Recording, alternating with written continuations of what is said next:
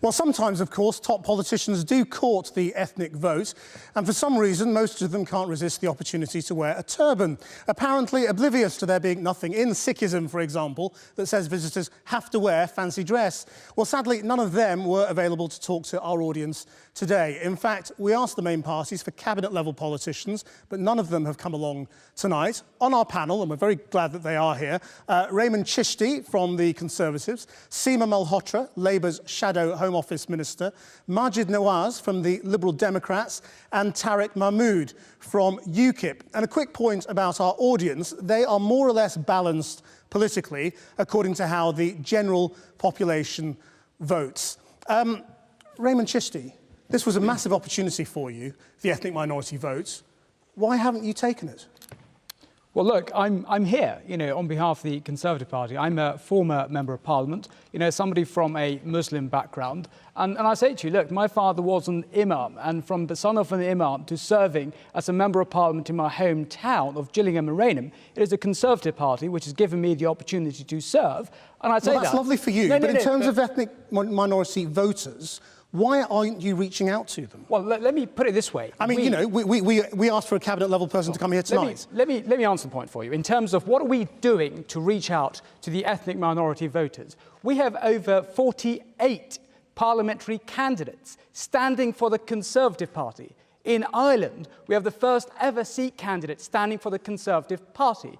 We have members in the cabinet. Sajid Javid, first ever cabinet member, is a Conservative. Yeah, not here tonight, unfortunately. Baroness Valsi, former chairman of the party, a Conservative. Who left you? Isn't the truth... But she was a member of the Conservative Party. And she quit in protest at your policies. Policy issue. Isn't the truth that you had a choice, which was to court this vote or to court UKIP voters, and you chose UKIP voters? No, I think that's complete and utter nonsense, actually. The reality is this, as we saw on your programme tonight, is that people are no longer going with one party or the other over allegiance. They are shopping around like every other British voter to say, where can they get the best deal for you and your family to make sure you get a secure future? Let's see what the audience think. Those of you who aren't going to vote Conservative, why not? Yes? Yeah, they don't fit in my demographic. I don't think you really speak for someone like me. I find myself leaning more to the left, to Natalie Bennett and the Greens, but even though I'm a Labour voter. Damien Alexander, where are you? Yes. To me, I wouldn't vote Conservative. Labour have always represented the Afro-Caribbean community and ethnic minorities. The problem with the Labour representative is that at the moment you haven't engaged the ethnic community properly. We're in a situation now in the UK where basically we're going back to when the 50s was happening. Right? The thing is that there's a danger that you're going to let the apathy, the ethnic minority vote is going to be so apathetic that the people who don't want to get in will be getting in. All right, we'll come to Labour in a moment. How do you feel about the Conservatives? Hands up, yes. I don't think I'd vote Conservative. It'd just be more of the same. It transcends ethnicity for me, actually. For example, I think Cameron went after the silver vote for making old age pensioners' benefits an issue. It shouldn't be an issue. That's a given for me. I think everybody just wants to have the truth. And I think the parties are just merging into one. UKIP talks about immigration, so they all talk about immigration. Raymond Chishti.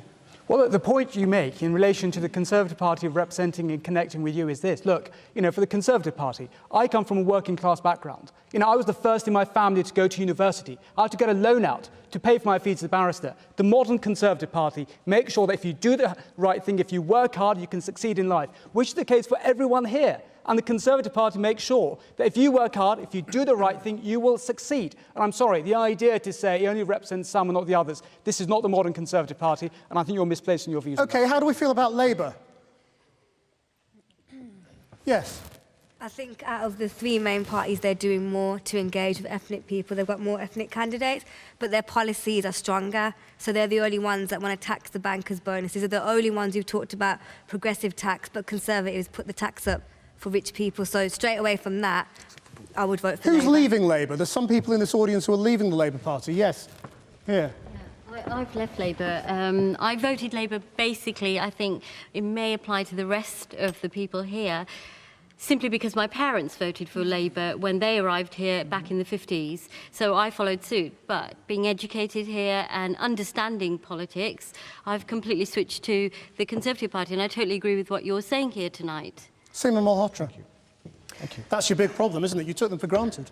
Well, I don't think that's the case. I think there certainly has been change in the way that ethnic minorities have engaged in politics. And there certainly is a reason why there has been a traditional loyalty, partly because Labour's record on dealing with equality issues and shifting the debate, shifting the legislation in this country was fundamental. The first Race Relations Act as well. Yeah, this is all history. The point is, support is slipping away. History. Listen to Damien Alexander up there. Why is he abandoning you? It's not completely history. The point I'm trying to make is there has been a shift. So where there has been a more traditional loyalty to the Labour Party, it's absolutely right that all parties have to fight for the vote. And you cannot see ethnic minority vote as a bloc. I think certainly from the audience, however, so far, there's a mix of views about whether or not the Labour Party has engaged or taken the vote for granted. I don't believe we've taken the vote for granted, but I do believe we're in a different political climate. Hold on, just get the microphone to you. Yes, go on. How are you different today? That was history, but how do you differentiate yourself on policies around immigration and ethnic minorities? You think they sound the same? Yeah, now all Conservatives have now considered the ethnic minority vote and are starting to change. And how does that make you feel? I feel represented by the Tories just as much as I did when I was a Labour voter, and I think actually the Conservative member's right. Well, I think that we have changed in a number of ways, but there is something very core about our values too. Our very core about the need to be focused on equality, having a race relations and race equality strategy that we would bring in, because there's still discrimination that's in this country. That's not now. There is still discrimination. Damien I'm a Labour Alexander, voter, let's get the microphone to you. Hold on one sec, don't call out. Let's get the microphone to you in the middle. I'm a Labour voter, and you're at risk of losing people like me. Because you are, like that gentleman said over there, you are sounding like the gentleman on your right. The point of the matter is you've lost your core values, OK? You're in danger of losing my vote. Why is it suddenly now you're saying these things, but you're not really addressing them? You are making immigration part of one of your core manifesto pledges. Isn't the truth that you did the same thing as the Tories? There's something. Let me talk about our immigration policy, because I think there is a slight confusion about what we're saying. We absolutely believe in the importance of immigration for Britain. We've said that. You see that in this room. You see that in how Britain won the Olympics. We won it on the basis of being proud of our diversity, proud of the contribution that all our diverse communities are making. And we have an economic asset as well in our diverse communities. The reason why our trade relations stay very strong is partly because of the nature of our diverse communities. But there are some issues that you do have to tackle. So we have said that it is important to control immigration. It's important to be able to say... But you're not recognising how that makes people feel in the room. But it's about a fair immigration... These people react differently, that's the point. Because it makes them feel that you're talking about them. It's about a fair immigration policy. It's about a fair immigration policy for everybody. Okay. And I've talked about this with my constituents, but I want to say one thing, which is when I talk to my constituents as well, and we look at the casework that we get, there's been a real issue as well around how you feel and whether you're treated fairly. And that's what we're coming on to, actually. I just finished. On family visas has been one point. And the issues that we've seen since the Conservatives' changes has made life very difficult for families that then don't feel that they've been treated fairly, which is one of the reasons why we would review the family visa system when we come in. Tariq Mahmood, your leader doesn't think we need racial discrimination laws anymore. You basically think racism isn't a problem in this country, don't you? What Nigel Farage has said is that so many years ago, there was a need for race relations, and there was specific legislation that was enacted to deal with the specific problems of race relations at that time. We've made significant inroads now, and that we have more of a fairer, equal opportunities position now than we did 50 years ago. OK, hands up if you've experienced racism in the last 5 years. Is that a country that's moved on?